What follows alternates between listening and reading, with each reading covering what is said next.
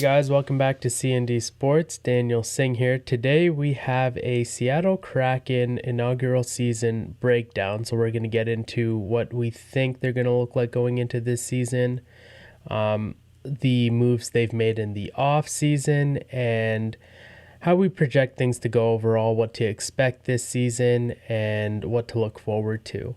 Anyways, let's get right into it. So let's start off with their additions this past offseason after the expansion draft. If you want to see what they did there, we have a video.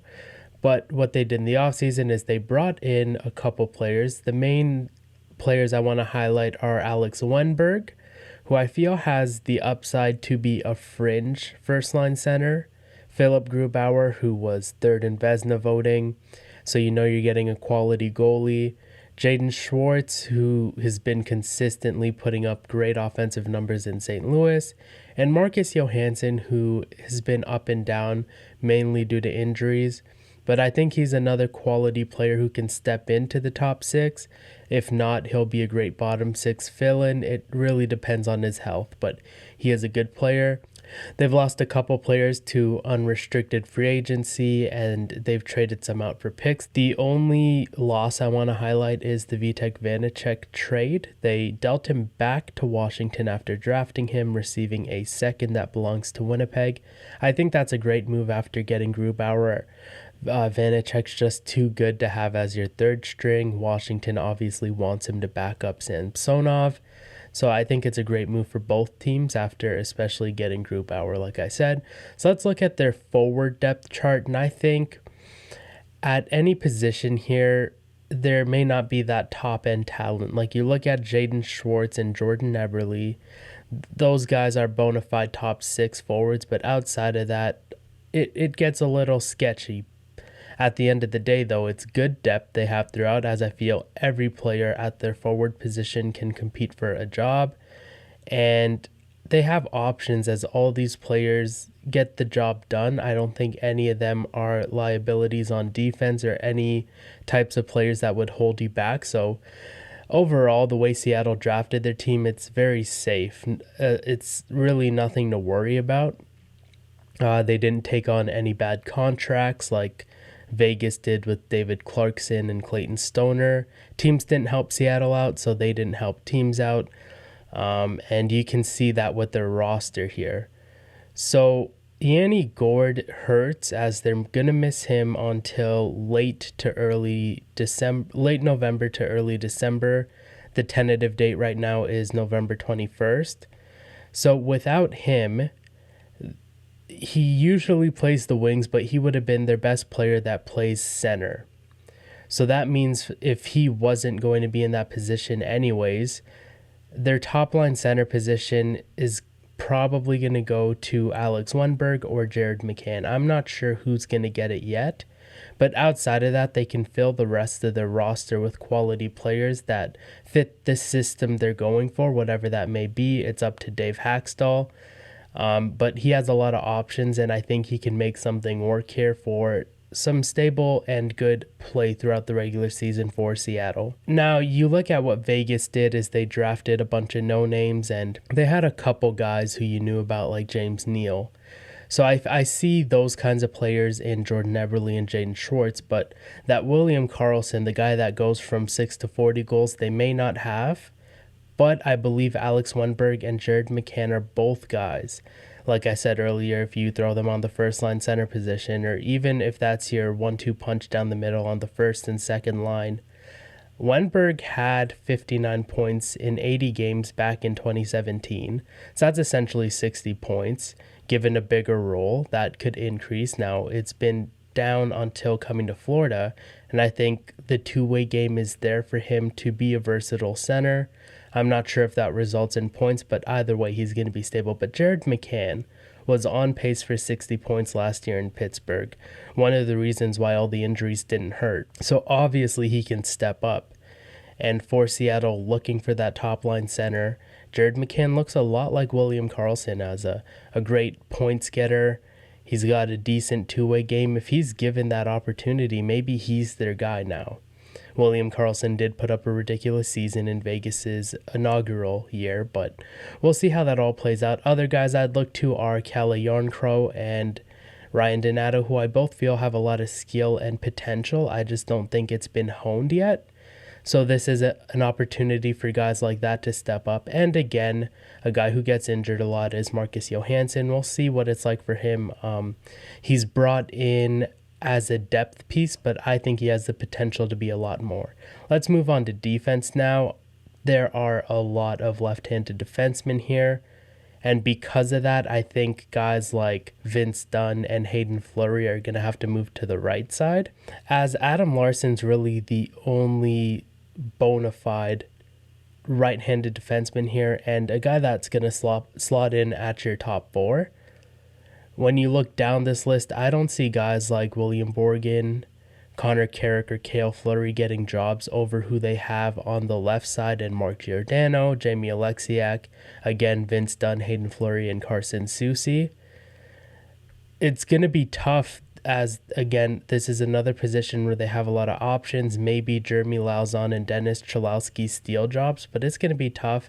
But I think it's good for them to have options. Maybe they keep guys fresh, roll all three pairings, but along with that, roll your bench too, or guys you have scratched. Alternate there, so you're keeping guys fresh throughout the season. Maybe they're not playing 82 games, but if you roll with 8 defensemen, as they very well can do, it's something we haven't seen yet. It's a little forward, but it's possible because, again, they have the options. It's interesting. I have no idea what to make of this D-core, because it's just kind of all over the place in what they have. I think, again, this is another spot where any one of these guys can play every night. But the issue is some of these guys, like, again, Cholowski and Lauzon, are guys I wouldn't want to put in the minors either. So they're going to have to make some decisions here and keep things stable. Let's move on to goaltending now. And this is where you can lose Vanacek because you have a fantastic tandem in Grubauer and Drieger. I think they could split down the middle, maybe give Grubauer 50 games, Drieger 30. No matter what they do, it's going to work as long as these guys stay healthy, because as a coach, I personally wouldn't want to go to Decord or Bibeau. They're good, maybe fourth options. Third options is where it gets a little sketchy, and that's where you almost want Vanacek, but he's another goalie that's too good as a third option. But the tandem, if it works for this season, I feel is a low-risk, high-reward option, as the risk, again, are really low in Grubauer and Drieger, coming off a very strong seasons in Florida and Colorado, respectively. And when you come off a good season playing with a good D-core and going into a place where things may not be as stable, that can hurt your numbers, as Grubauer, although he put up great numbers, he didn't have to work very hard playing in the best defensive system in the NHL in Colorado. So we'll see what the shift is like going to Seattle for him. And then again, injuries, you don't want either of these guys getting injured, or you definitely don't want both of them getting injured. You can handle one. That's the point of why you have tandem, so you don't have to stress your starting goalie out. So if you have to call up Decord, that's good. If you get to Bibeau, it's a little dicey. And we have to keep in mind, in Vegas's first year, they did use 5 goalies, so we'll see if they're able to avoid the injury bug in net.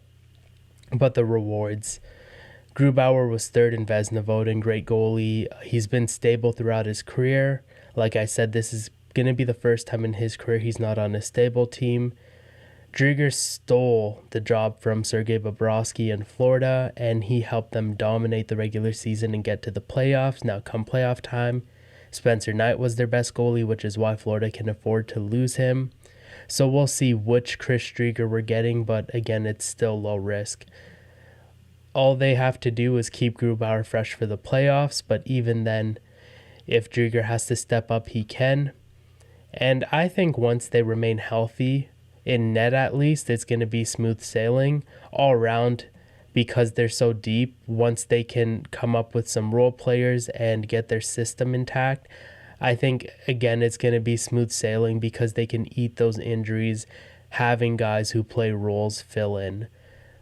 because there isn't a standout player here or a player you can't afford to lose. And I think that's a great job that Ron Francis did building this team. As of now, they have a little over $8 million in cap space. So come trade deadline time or next year, they can make some moves in the offseason or again at the trade deadline. We'll see what they do, whether or not they're a playoff team. I would project them to be pushing for a playoff spot.